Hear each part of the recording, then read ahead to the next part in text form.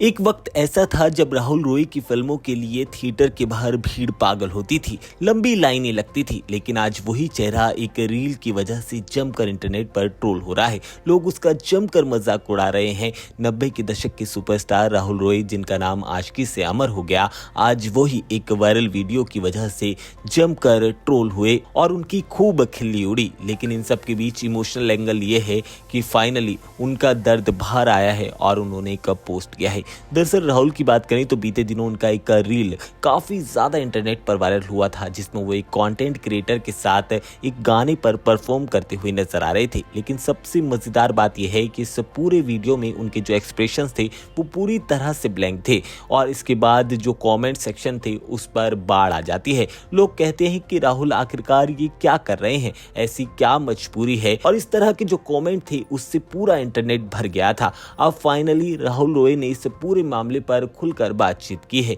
दरअसल उनकी बात सुनकर अब ये मामला सिर्फ ट्रोलिंग तक सीमित नहीं रहा है, बल्कि इसने पूरी तरह से इमोशनल एंगल ले लिया है। राहुल ने अपने दर्द को बयां किया है। उन्होंने पोस्ट किया और लिखा कि मैं अपना काम ईमानदारी के साथ करता हूं, मुझे कुछ पुराने लीगल केस का भुगतान करना है। इसका सीधा और साफ मतलब ये है कि फिलहाल राहुल रॉय फाइनेंशियली जो कंडीशन उनकी है वो खराब है और फाइनेंशियल क्राइसिस से वो गुजर रहे हैं।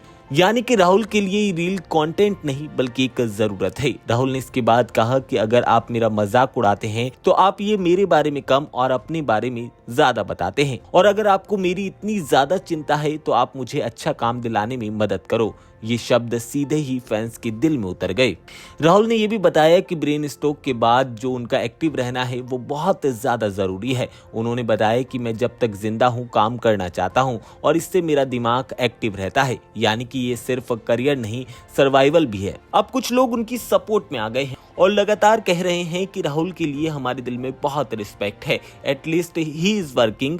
लेकिन इन सब के बीच एक बात है जो समझने वाली है कि कभी कभी स्क्रीन का हीरो आज जिंदगी से लड़ता दिखाई दे रहा है, और ये कहानी सिर्फ एक रील की नहीं, ये उस रियलिटी की है जहां पर फेम खत्म हो सकता है लेकिन जो स्ट्रगल है वो जिंदगी में हमेशा चलता रहता है।